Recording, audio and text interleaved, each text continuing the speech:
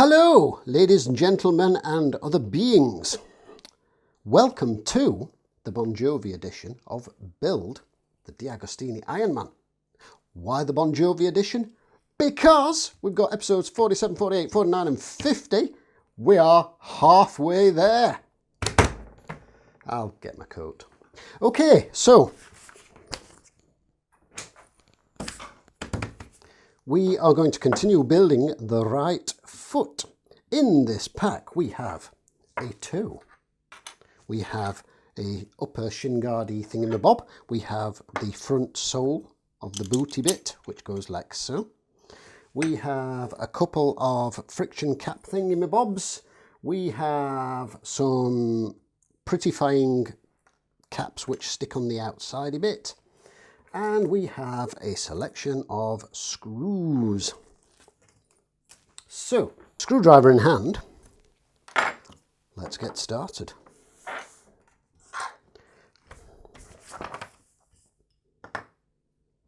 First thing we're going to do is attach this to this, which is where we use the two plastic friction disc doodads, thingamabobs. And we need some CM screws. We do, of course, have 3, which, of course, naturally means we are going to use 2.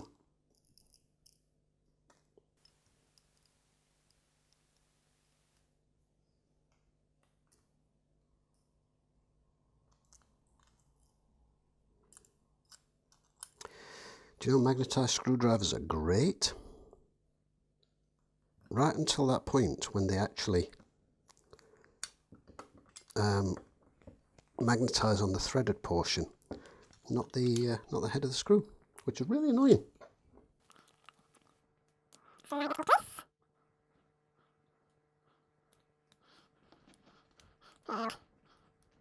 Tighten these to provide enough friction so that they will hold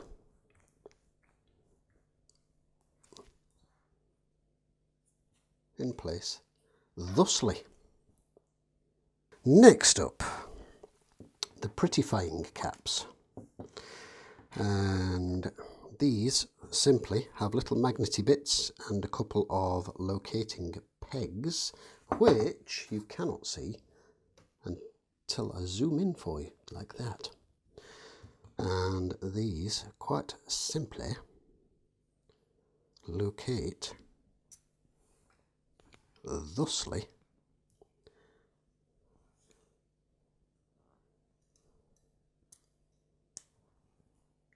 into the boot.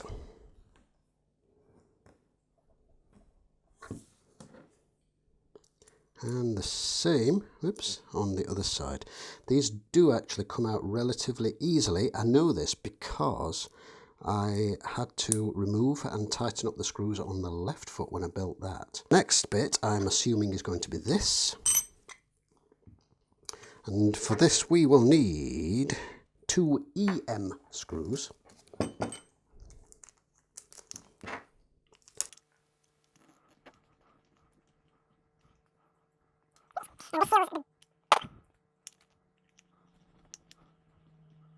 This seals the bottom of the boot completely, nicely. The next thing we do, according to the instructions, is we place a battery in the battery compartment. Well, D'Agostini, Fanhome, I would if you'd given me one. However, I don't have another battery. I don't know if I've maybe missed something in a previous issue of the build, but so far we have only been given adequate batteries for the components that we have built so far, and I do not have another battery for this. I will check with my friend Chris over at Gross Models, who is also building this along with numerous other part works. If you want to check him out, Gross Models, go and have a look, and I will check with him to see what he's received and see if he's received one, which he might have, but I've certainly not. So at this point I will not be putting a battery into test.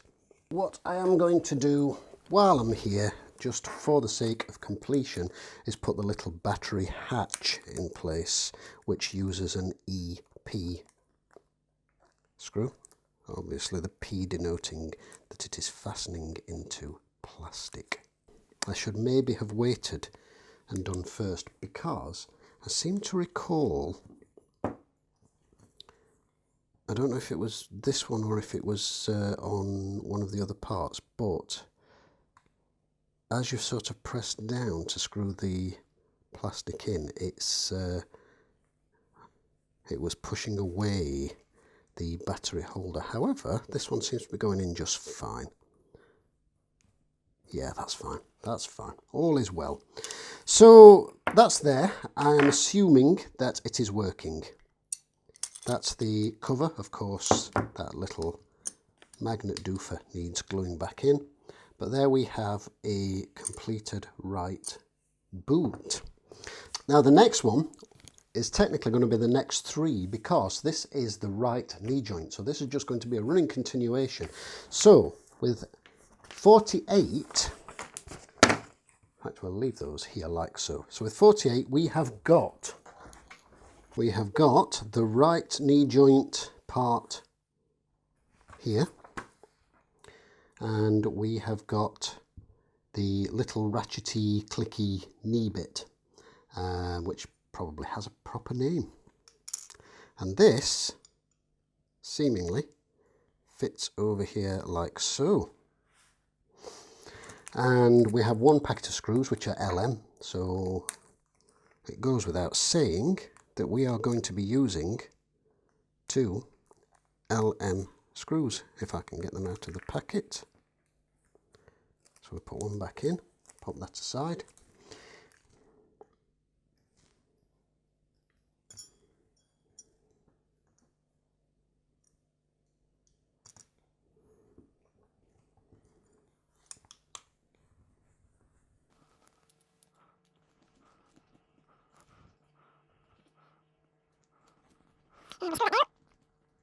Making sure that's snugged nicely down. Excellent. One little additional thing I'm going to do while this is on here, I'm going to put some grease on this little clicky ratchety thing, tipped by my friend Chris, which thank you for that, which worked a treat on the left leg because I found it very stiff and hard to turn, to the point where it felt almost like it was bending and potentially going to break apart of the joint, because it's quite thin where it connects to the leg.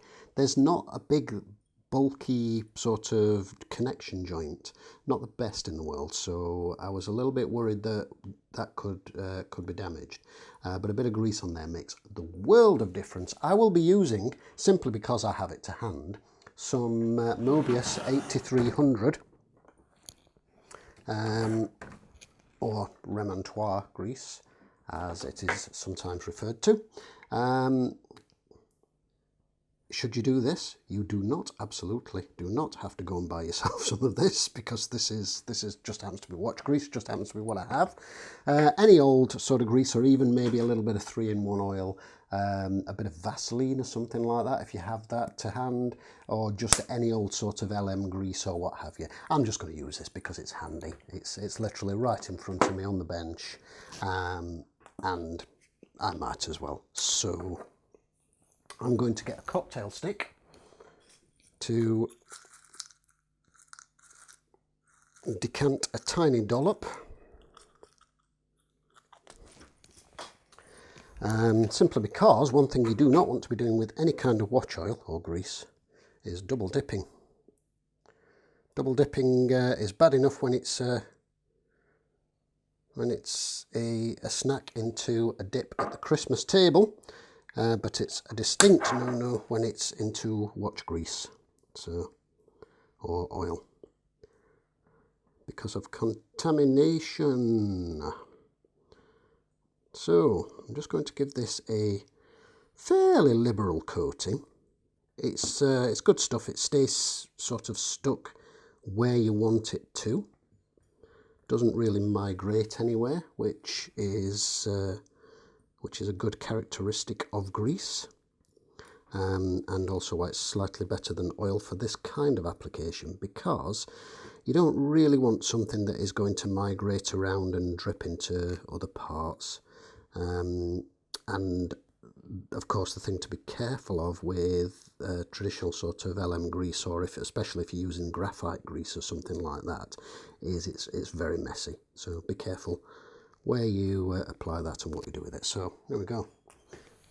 Discard cocktail stick, pop this aside, and we'll move on to number 49. We have the actual knee joint, and we've got a plastic doodad. We've got some little stickies, which as mentioned before, these are very light dial dots, exactly the same kind of thing as dial dots as you would find devices that attach dials to movements when the dial feet have been removed, or if you're putting an aftermarket dial on where the dial feet do not fit the movement. I need a pair of tweezers, and just double check, but I believe what we do is we place this puppy over here thusly, and we then take our spring and place that straight over thusly, and then we take our little plastic spacer washer doodad, and we peel this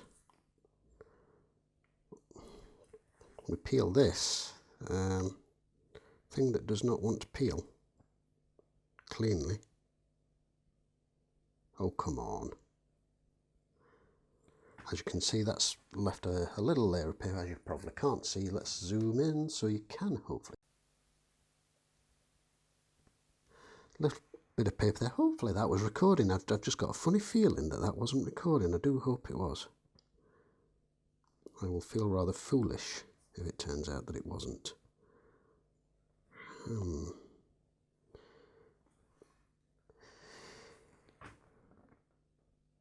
Just to make a change from feeling rather foolish in general, which I often do. Okay, so sticky, peel you away. And where did the other one go? Where did the other one go?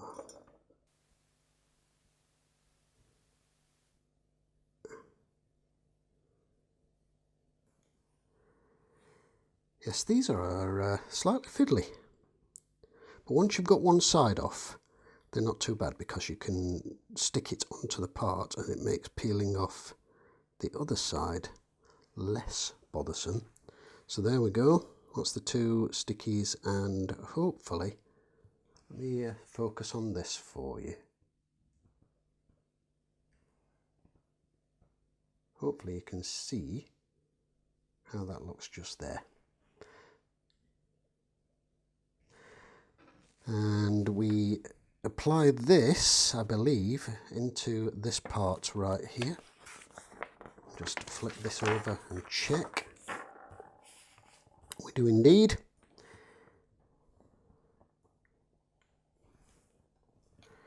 Place that down into there, and the stickies hold it in place. So just use the back of my tweezers to press that down. This then places over the black piece, and the tab locates into here and presses against the spring. Of course, it won't stay in place until the other half of the leg is on, but you can see how that fits into there. Once that's all together, with a little bit of working back and forth and get that grease doing its thing, that will smoothen up, as it were. Marvellous. So now we pop that to one side, and our final part, zooming back up here for you, so we can see what's going on. We've got the other side of the knee joint, 2 washers and a screw cover. And presumably some screws to go with it. There aren't the screws because the other half of the joint is still to be fitted, so I can't actually screw this together yet, which is fine. It's all fine. Okay, so what do? We'll move this to one side. We'll move the screw cover to one side. And, oops. No, all I needed to do was flip that over. Silly me. So we take the plastic washers, zoom in so we can see what's going on. So we've got the plastic washers which go over these locating holes like so. Or not. Are they sized specifically for each one? I didn't notice that before, if they are.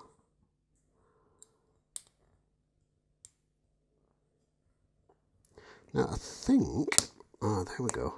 I think there's just a little bit of, does that fit on that one?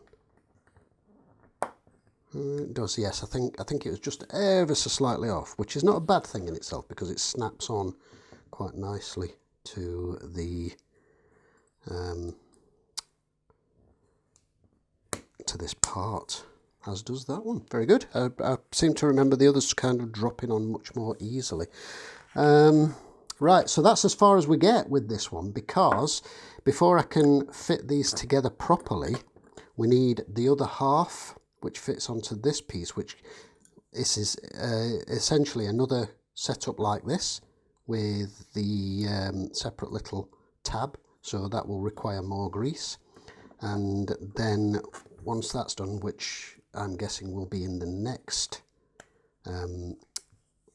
edition, that will then allow us to screw these together, and we should get or maybe not, because there's a separate cover there, so that cap is obviously for there, and then we'll get a separate cover for that one, and that gives us our limited range of movement. But you can see already, putting that grease on, it's still nice and stiff and locks in place, but it does allow it to move, which is very, very handy and exactly what we want. So that's us. That's up to episode 50, the Bon Jovi edition. And we are halfway through the build. Although apparently the actual build, the Iron Man build, I believe, is complete at episode 96. And then the following episodes are something to do with parts for positioning, or I'm not sure. I've read little bits and pieces, but I don't really know 100% what's what. But I'm just going to put this away along with the completed foot, like that, in the box for now. And we will see you in the next series. Actually, I'll see you in just a few seconds, because of course I'm going to do the boring flip through the magazine bit for you. So if you're not hanging around for that, thanks for watching this, and we'll see you in the next video. If you are, please enjoy the boring flippy through the magazine bit, and we'll be back in a second. Now for the flip through the comic book bit, just to make it a little bit more dramatic for you.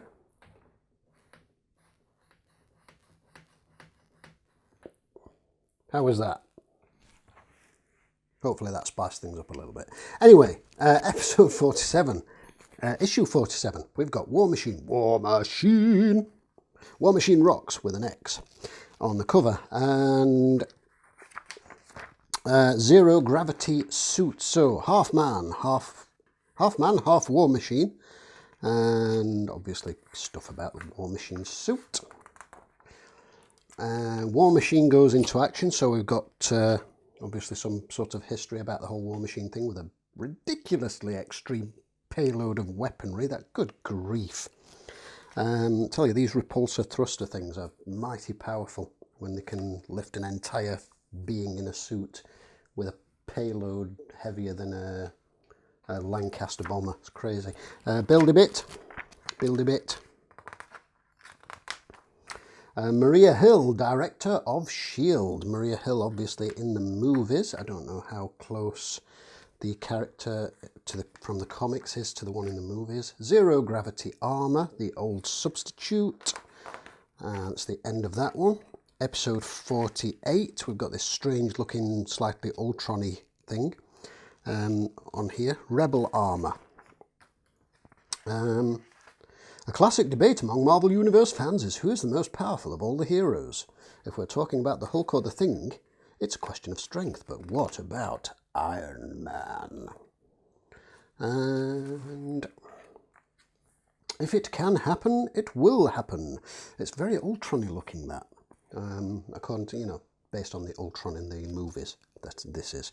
And various comic booky things with some weird stuff going on down here with kanji characters and what have you. I don't know what that's all about. Build a bit. Shows you where we're up to at the moment. We've got head, 2 arms, left leg. We are currently working on right leg. We've got foot. We're currently working on the knee. Looking forward to getting to the big body sections. That's going to be cool. Crimson Dynamo. The armor always returns.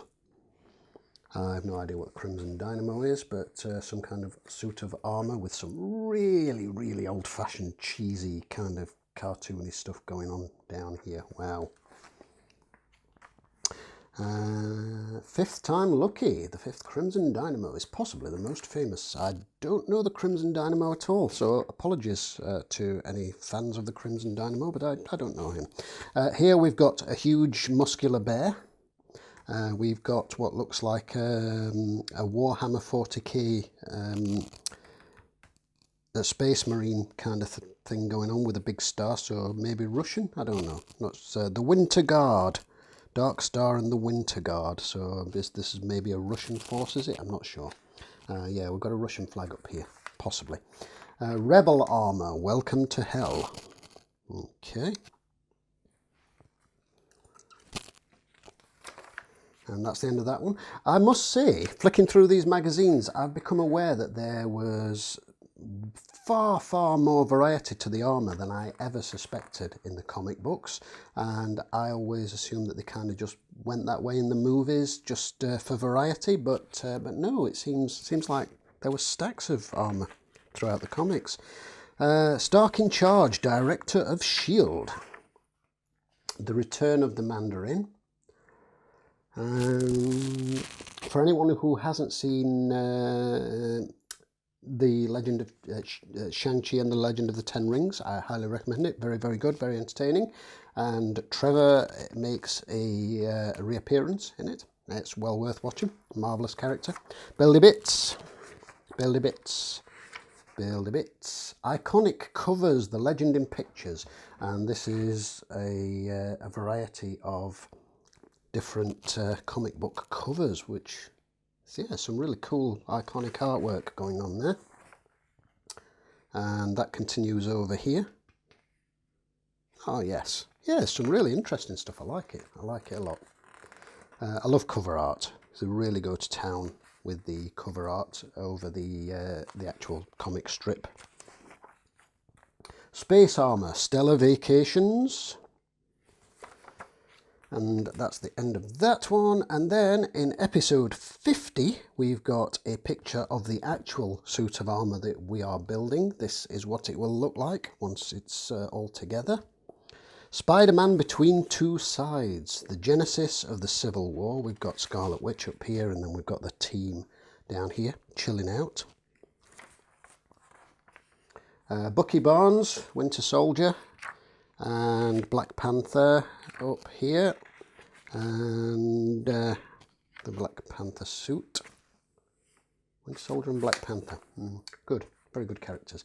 So, in fact, the Civil War movies is actually one of my favourite ones in the whole sort of team up. and of course our first introduction to Spider-Man, which was kind of nice.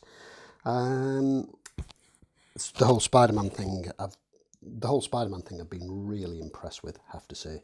Captain America getting arrested up there, of course, and Spider-Man nicking Cap's shield. Buildy bits, and showing us where we are at. A trip to Washington, Spider-Man between two sides. Although Spider-Man didn't know it when he accepted Iron Man and Captain America's offer to form part of the new Avengers, his life was going to change completely. During the Civil War, loyalties would be put to the test. And there we have some interesting Spider-Man suit variations by the look of it. And then we've got some nice comic artwork. And that's the end of that one. So, if you stuck through that, if you like the comic booky bit, thank you for doing so. I hope you enjoyed this portion of the build, our halfway mark. And if you enjoyed this, don't forget to click the like, subscribe, and feel free to leave a comment down below. I try to reply to all comments, and thank you once again.